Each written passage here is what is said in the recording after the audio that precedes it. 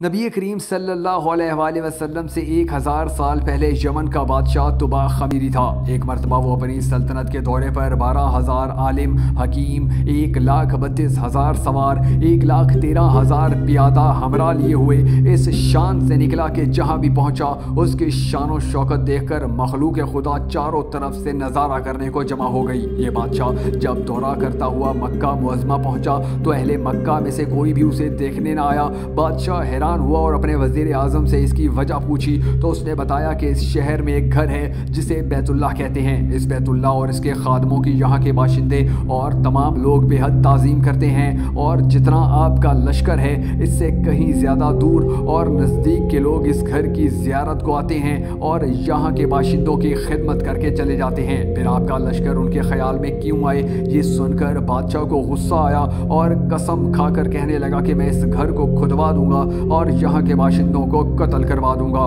یہ کہنا تھا کہ بادشاہ کے ناک، منہ اور آنکھوں سے خون بہنا شروع ہو گیا اور ایسا بدبودار مادہ بہنے لگا کہ اس کے پاس بیٹھنے کی بھی کسی میں طاقت نہ رہی۔ اس کے مرض کا علاج کیا گیا مگر افاقہ نہ ہوا۔ شام کے وقت بادشاہی کے علماء میں سے ایک عالم ربانی تشریف لائے اور نبض دیکھ کر فرمایا، مرض آسمانی ہے اور علاج زمین کا ہو رہا ہے۔ اے بادشاہ، آپ نے اگر کوئی بری نیت کی ہے تو فوراً اس سے توبہ کریں۔ بادشاہ نے دل ہی دل میں بیت اللہ شریف اور خدام کعبہ کے متعلق اپنے ارادے سے توبہ کی۔ توبہ کرتے ہی اس کا وہ خون اور مادہ بہنا بند ہو گیا اور پھر صحت کی خوشی میں اس نے بیت اللہ شریف کو ریشمی غلاف چڑھایا اور شہر کے ہر باشندے کو 7 اشرفیاں اور 7 ریشمی جوڑے دیے۔ پھر یہاں سے چل کر مدینہ منورہ پہنچا تو ہمراہی علماء نے جو کتب سماویہ کے عالم تھے وہاں کی مٹی کو سونگا اور کنکریوں کو دیکھا۔ نبی کریم صلی اللہ علیہ وآلہ وسلم کی ہجرت گاہ کی جو علامتیں انہوں نے پڑھی تھیں ان کے مطابق اس سرزمین کو پایا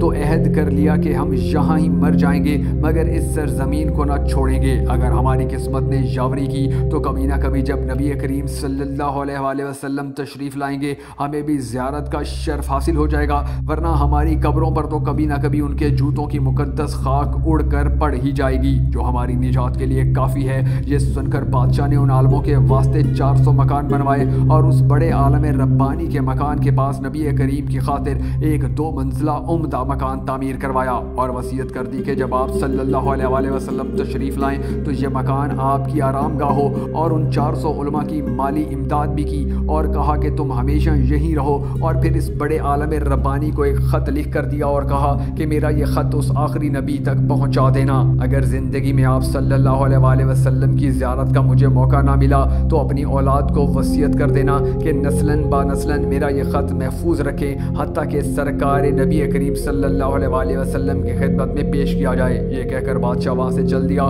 وہ خط نبی کریم کی خدمت میں اقدس میں 1000 سال بعد کیسے پیش ہوا اور خط میں کیا لکھا تھا سنیے اور عظمت نبی کریم کی شان دیکھیے۔ کم ترین مخلوق طبع اول خمیری کی طرف سے سید المرسلین نبی کریم صلی اللہ علیہ وآلہ وسلم کے نام، اے اللہ کے حبیب، میں آپ پر ایمان لاتا ہوں اور جو کتاب آپ پر نازل ہوگی اس پر بھی ایمان لاتا ہوں اور میں آپ کے دین پر ہوں۔ اگر مجھے آپ کی زیارت کا موقع مل گیا تو بہت اچھا و غنیمت، اور اگر میں آپ کی زیارت نہ کر سکا تو میری شفاعت فرمانا اور قیامت کے روز مجھے فراموش نہ کرنا۔ میں آپ کی پہلی امت میں سے ہوں اور آپ کے ہاتھ پر آپ کی آمد سے پہلے ہی بیعت کرتا ہوں۔ میں گواہی دیتا ہوں کہ اللہ ایک ہے اور آپ اس کے سچے رسول ہیں۔ شاہ یمن کا یہ خط کئی نسلوں کے ہاتھوں میں محفوظ ہوتا چلا آیا اور حضرت ابو ایوب انصاری رضی اللہ تعالیٰ کے پاس پہنچا۔